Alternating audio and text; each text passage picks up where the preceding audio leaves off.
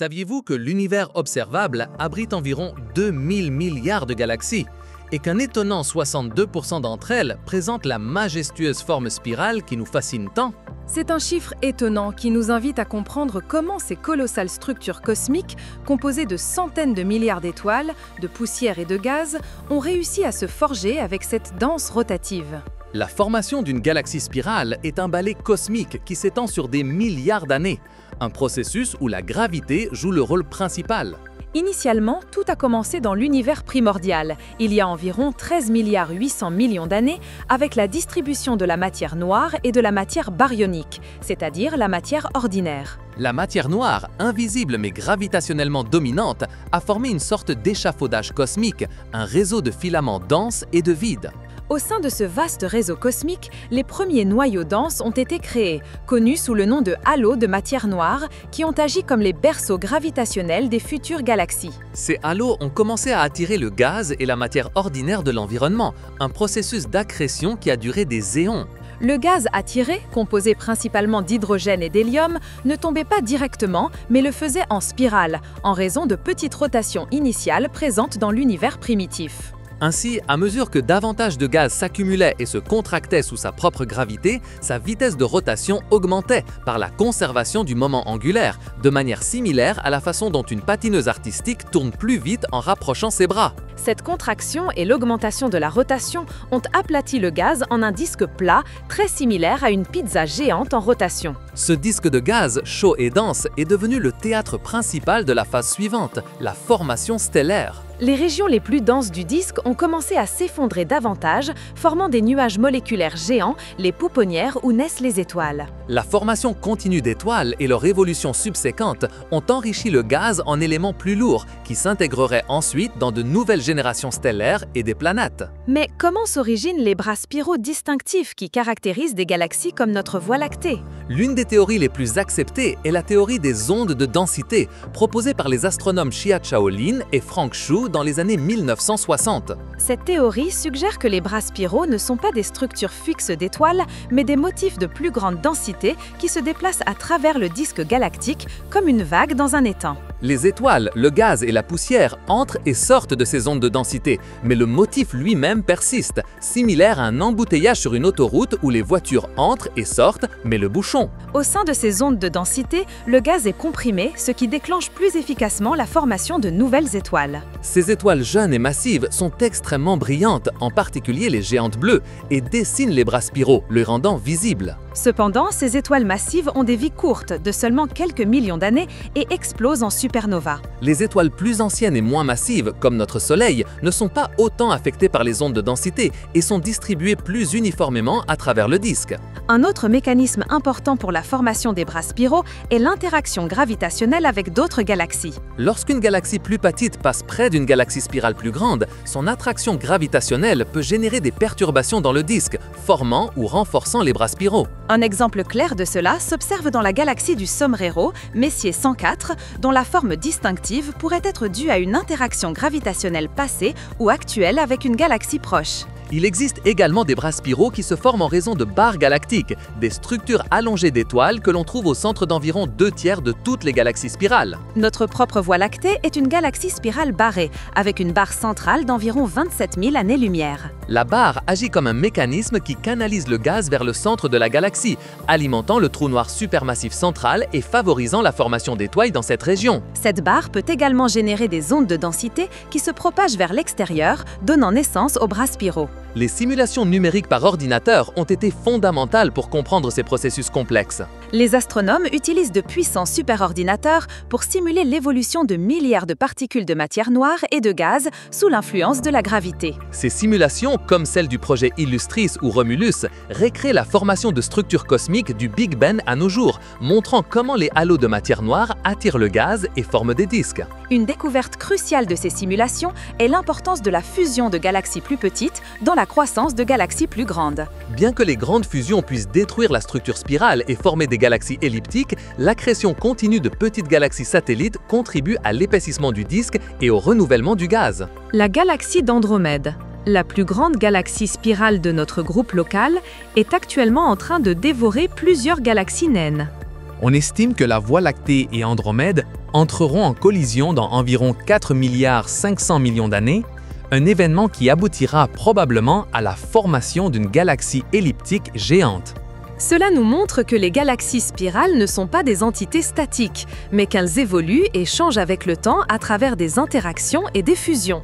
La présence de gaz froid est essentielle pour maintenir la formation de bras spiraux, car c'est la matière première pour de nouvelles étoiles. Existe-t-il des preuves observationnelles directes de la façon dont les premiers disques spiraux se sont formés dans l'univers jeune? Des observations récentes avec des télescopes comme Hubble et le James Webb ont permis d'apercevoir des galaxies spirales dans l'univers lointain, certaines d'entre elles âgées de seulement quelques milliards d'années après le Big Bang. Par exemple, la galaxie spirale cataloguée comme Ceteris 2075, observée par le télescope spatial James Webb, présente une morphologie spirale bien définie lorsque l'univers n'avait que 1300 millions d'années. Cela remet en question certaines théories qui suggéraient que les galaxies spirales matures ne se formaient que bien plus tard dans l'histoire cosmique.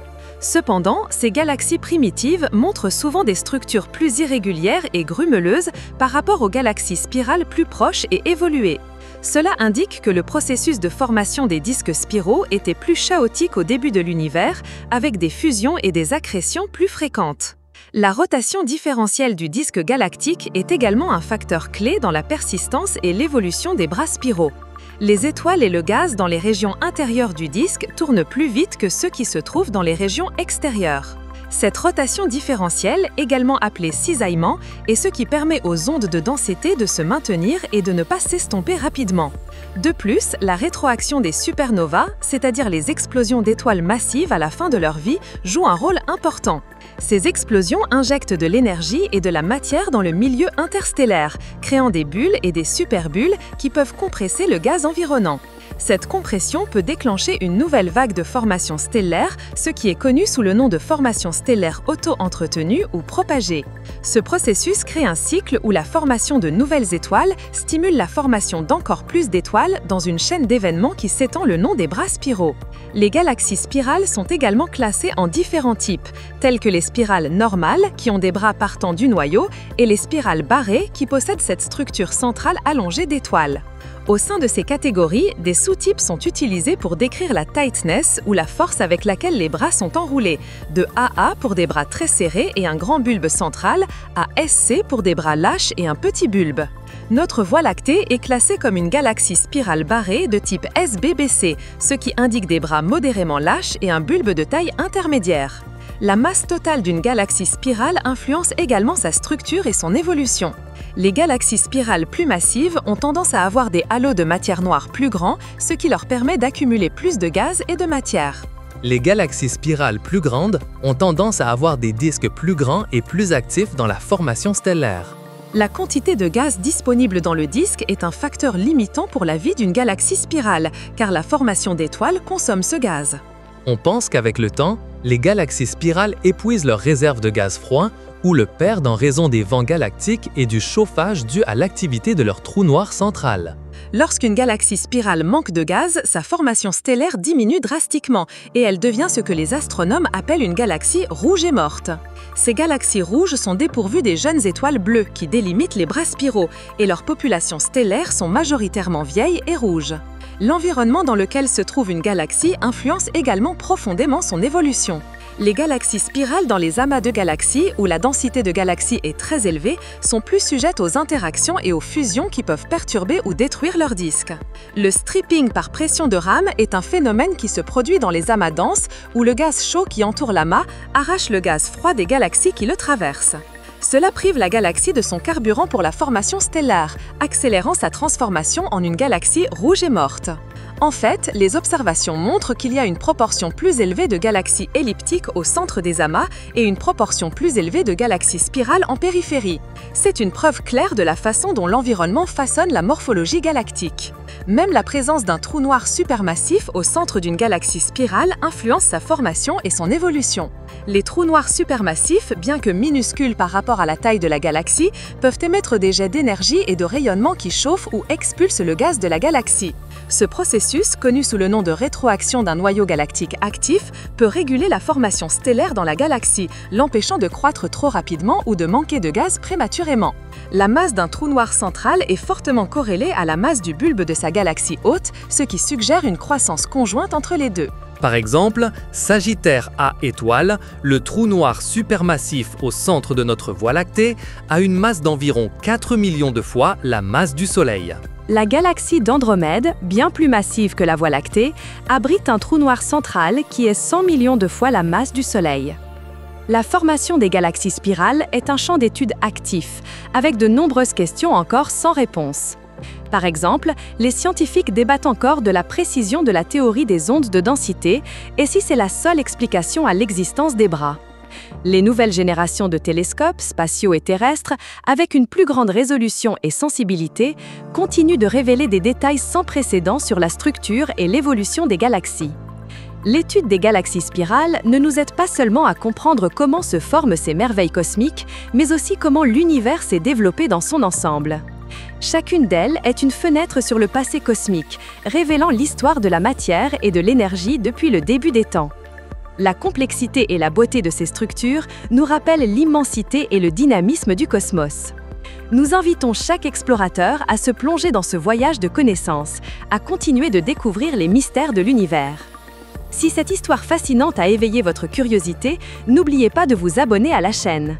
Mettez un j'aime si vous avez apprécié cette immersion profonde dans la formation des galaxies spirales. Laissez un commentaire avec vos réflexions ou toute question que vous avez sur le cosmos. Et partagez cette vidéo avec d'autres passionnés de l'espace pour que notre communauté d'explorateurs continue de grandir. Nous invitons chaque explorateur à se plonger dans ce voyage de connaissances, à continuer de découvrir les mystères de l'univers.